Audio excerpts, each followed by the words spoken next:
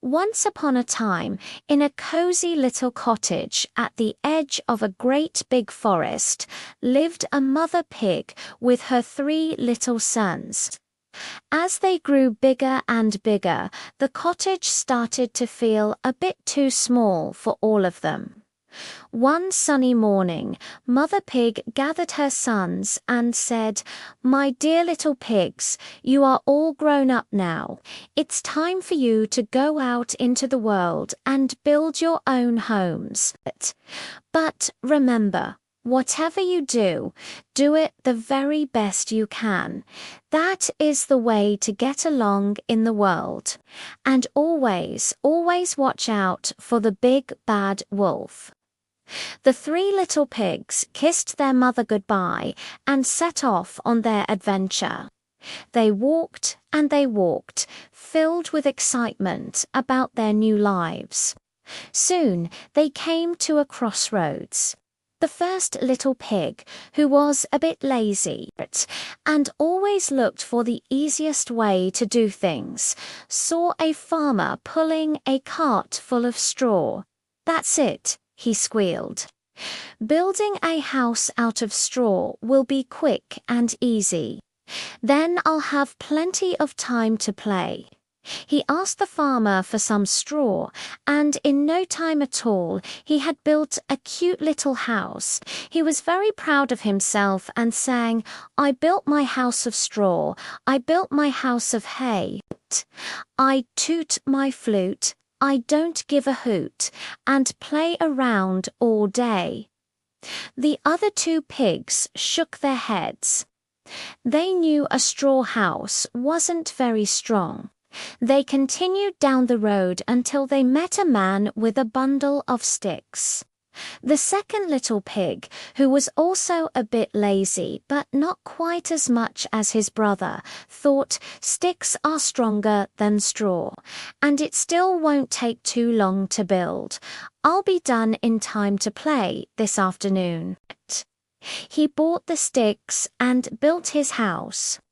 It looked sturdier than the straw house, and he was quite pleased. He danced a jig and sang a little song about how clever he was to build a house of sticks. Now, the third little pig was different. He remembered his mother's words. Whatever you do, do it the very best you can. He knew that a house of straw or sticks wouldn't be safe from the big bad wolf. He walked further down the road until he saw a man with a heavy cart full of strong red bricks. "This is perfect," he thought. "A brick house will be strong and safe. It will take a lot of hard work, but it will be worth it." So he bought the bricks and got to work. He worked all day long, carefully laying each brick with mortar. It was hard, tiring work, but he didn't stop until his house was finished. It was a fine, sturdy little house, with a strong wooden door, a chimney, and a big fireplace inside. He felt very safe and secure. The next day, as the first little pig was playing his flute, a shadow fell over his straw house. It was the big bad wolf, and he had a very hungry look in his eyes.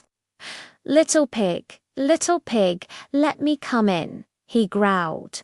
The little pig squealed in terror, "Not by the hair of my chinny chin chin." The wolf grinned a wicked grin. "Then I'll huff, and I'll blow your house in auntie." Took a deep breath and huffed, and he puffed, and he blew the straw house all to pieces. The first little pig ran as fast as his little legs could carry him, straight to his brother's house of sticks.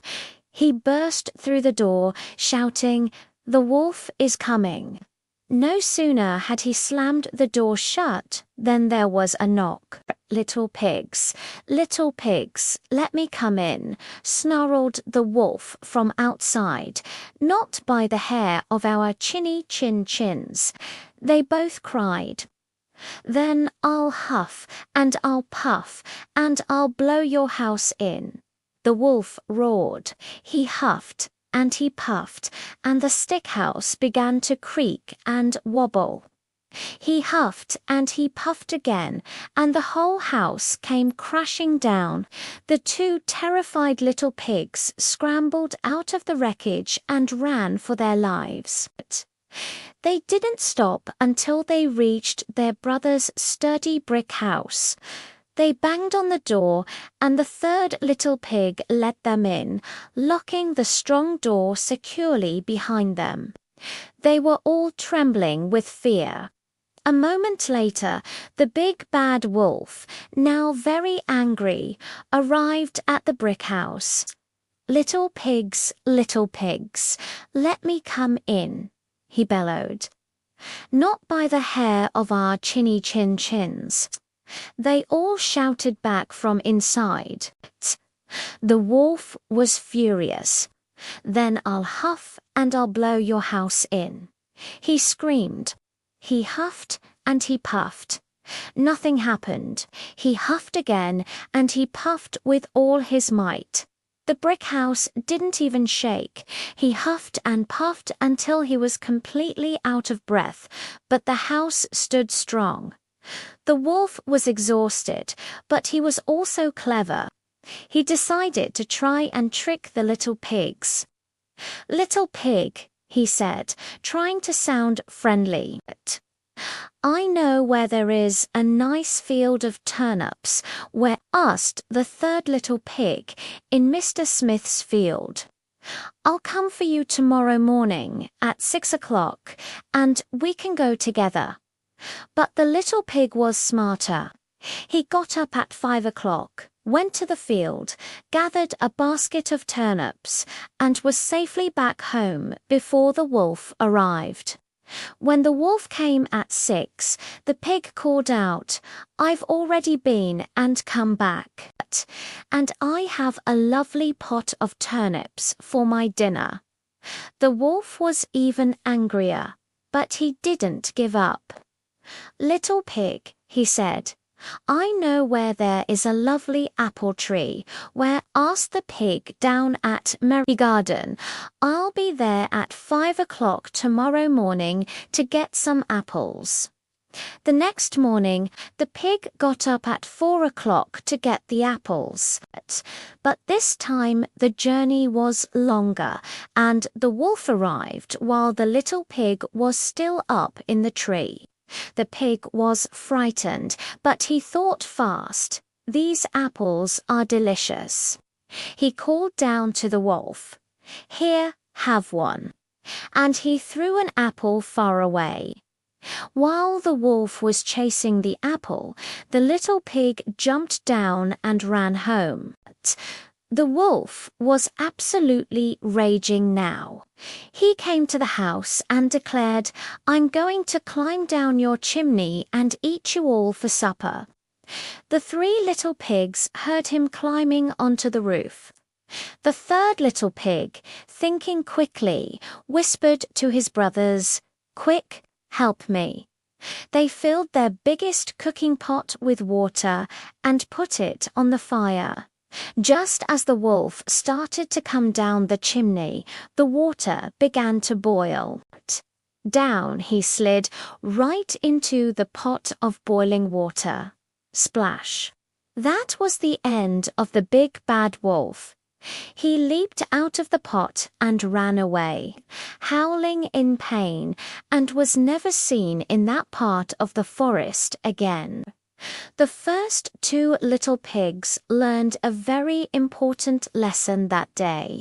They thanked their clever, hard-working brother for saving their lives. From then on, they all lived together happily and safely in the strong little brick house. And they never forgot their mother's wise words. Whatever you do, do it the very best you can. Thank you so much for joining me for this classic story. If you enjoyed it, please hit that like button and subscribe for more tales and adventures. See you next time.